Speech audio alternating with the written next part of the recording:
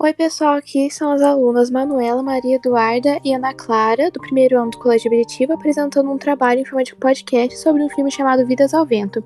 Ele trata de assuntos como crise no Japão antes da Segunda Guerra Mundial, com um caráter assim romântico, trazendo algumas emoções.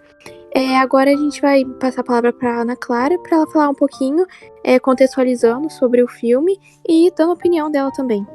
Então, gente, eu achei o filme muito motivador, principalmente para algumas pessoas que não podem seguir as suas carreiras dos sonhos por causa de algum problema. Por exemplo, o protagonista desse filme, que é o Jori Horikoshi, ele é míope, ele usa óculos, então ele não pode ser piloto de avião, que a aviação era uma coisa que ele admirava muito. Então ele criou essa paixão pelo design dessas máquinas, e ele sempre teve o sonho de voar em um avião com formato de pássaro. Então ele decidiu construir um avião desse jeito e colocá-lo no ar. Essa seria a meta de vida dele. E nessa viagem dele, nessa história dele, ele conhece a Naoko, que é uma garota que ele se apaixona, e aí que começa o romance do filme. E no caso, essa garota, ela cai doente e você não sabe se ela vai sobreviver até o final do filme. Maria, o que você achou do filme? Bom, que nem você estava falando, eu também gostei bastante no meu ponto de vista. Eu gostei pelo fato dele ter dado esse tipo de esperança que nem você disse, pelo protagonista ser míope, ele não pode pilotar, mas ele ainda pode programar, ele pode fazer os projetos do avião. Trazendo também que nessa época que se passa o filme, tá acontecendo um monte de catástrofe natural lá no Japão, e a crise econômica também tá desestabilizada, tá fragilizada, né? Então, tipo, perante tudo que tá acontecendo ali, em diversos momentos que apresenta, inclusive logo no começo do filme, que quando ele tá, assim, saindo do trem, né, começa aquele terremoto, as pessoas todas nervosas, não sabem o que tá acontecendo. É um momento ali em que, por mais que esteja realmente muito ruim a situação, o protagonista, ele não se abala fácil, ele continua. Eu gostei muito dessa parte do filme, tipo, dessa perspectiva que ele trouxe. O que você acha, mano? Então, vocês já deram bastante uma resumida do que mais ou menos aconteceu, mas outra coisa também que eu queria falar é que o quão interessante foi eles terem pegado esse contexto todo e transformado em um romance, justamente para ficar mais interessante, até pra gente aprender um pouco também. E, assim, terremoto também, todo esse contexto de crise econômica no Japão, a gente vê como é interessante a determinação do Jiro para ele ter todo esse aspecto e ainda trazer o romance, né? Outra coisa também é que ele se baseou no design italiano de aeronaves para todo esse sonho dele, que era basicamente de se envolver na aeronáutica, assim, mas ele, como não podia pilotar por causa da miopia, ele estava trabalhando no design dos aviões também. Olha, por você ter falado nesse negócio, me lembrou dos sonhos que ele tem, tipo, durante ao longo do filme, que cada vez que ele sonha com aquele design italiano, né? Ou é alemão? Italiano. É o italiano. Sim, que ele sonha com ele, tipo, desde novo, praticamente. E eu não sei se isso faz exatamente uma alusão que. Não sei, como se fosse um mundo onde ali no sonho, por mais que ele não tivesse contato com o design na vida real, ele conseguia ter o contato dele ali, ele conseguia ter dicas, saber como é que ele podia fazer, a imaginação dele trazia aquilo pra ele, deixava o sonho dele de construir os aviões cada vez mais forte.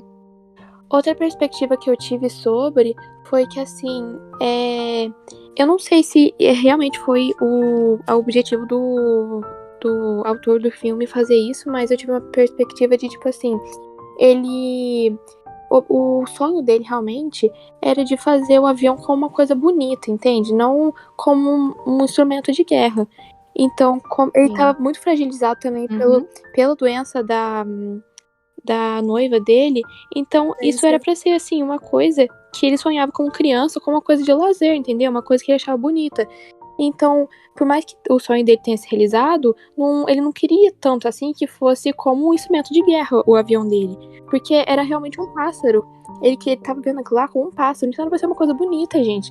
Até porque ele se inspirava, assim, na noiva dele pra falar sobre isso. Exatamente, era isso que eu queria falar também. Que eu acho que o filme tem um teor meio triste, assim, não só por causa de toda essa questão da guerra e por causa da doença da Naoko, mas sim por causa disso. O sonho dele era criar aviões e fazer o design de aviões que pareciam. Era um sonho de infância dele, então era uma coisa mais inocente, que parecessem pássaros, como se você fosse um pássaro voando no céu, e ele tinha essa imagem bonita dos aviões. Ele nunca pensou que ele, tipo, teria que fazer o design de aviões pra guerra, sabe, pra matar pessoas, pra atirar em pessoas. Ele nunca tinha pensado nesse contexto, eu achei bem triste, sabe, essa parte.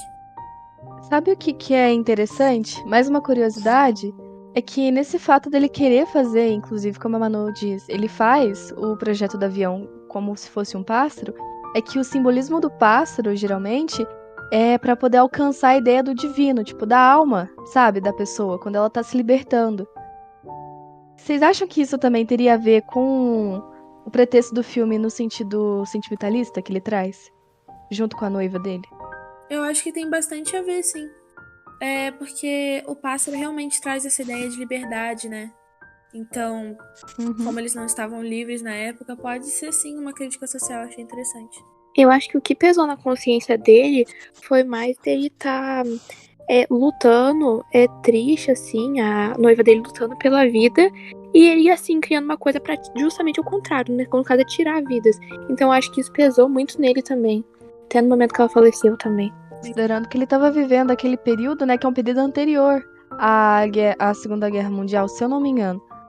É um período onde ele já viu que, tipo, como eu falei, tava tudo desestabilizado, a economia, os desastres naturais acontecendo no Japão. Sem contar que ele também sofre muito preconceito pelos alemães quando ele vai viajar pra lá, quando ele vai ver os protótipos e tudo mais.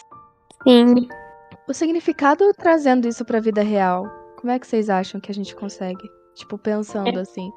Porque o filme em si ele já tem uma realidade, já considerando a época em que ele se passa, tudo que se passa dentro do filme.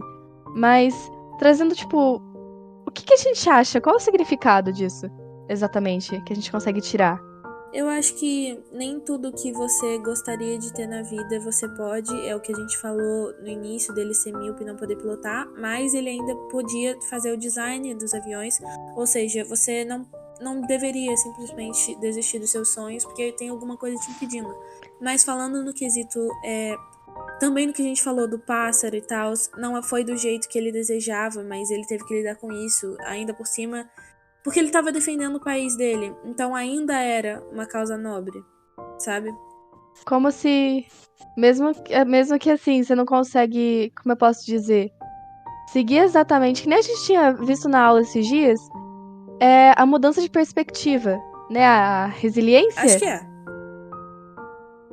Eu não lembro. Mesmo a gente não conseguindo seguir o nosso sonho, a nossa perspectiva da maneira que a gente tinha projetado antes, mudando a nossa perspectiva, a gente ainda pode seguir nesse caminho de uma maneira diferente.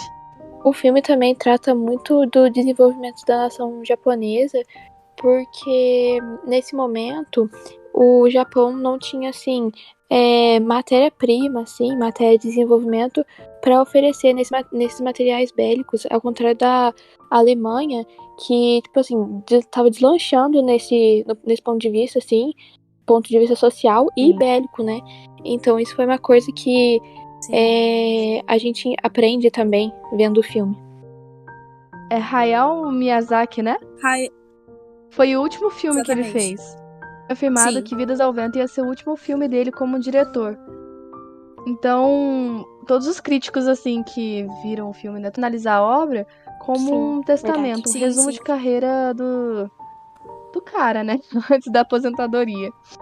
Por isso que as frases de apreciação, elas foram ainda mais elogiadas. Se a gente precisasse amar Vidas ao Vento para poder amar o autor. E tem também que os filmes do estúdio Ghibli são, é um dos únicos estúdios que ainda faz filmes animados, né, animes, desenhados à mão. Normalmente agora é mais 3D e tal, computação, e eles são realmente desenhados à mão, todos os frames dos filmes do estúdio Ghibli. E eu acho que pode ser uma alusão também ao avião e ao design também. do avião, eu que acho era que tudo feito à realmente mão pode ser. pelo protagonista, certo? Eu acho que o autor Sim. pode ter feito uma relação na mente dele, sabe? É legal porque não só porque é desenhado à mão, mas também por causa disso, né? Mas isso tem uma pegada mais antiga, de uma coisa mais antiga, assim como a época do filme. Por mais que ele não tenha sido produzido nessa época, né? Ele fala sobre essa época. A maneira como o filme é produzido também, os cenários, o design, é tudo muito bem pensado também pra trazer a alusão. Tipo, eu não sei se vocês perceberam quando eu tava vendo o filme, mas, por exemplo, uma coisa que eu percebi, o que eu achei muito nítida, é a diferença, tipo, de design dos sonhos dele pra vida real dele.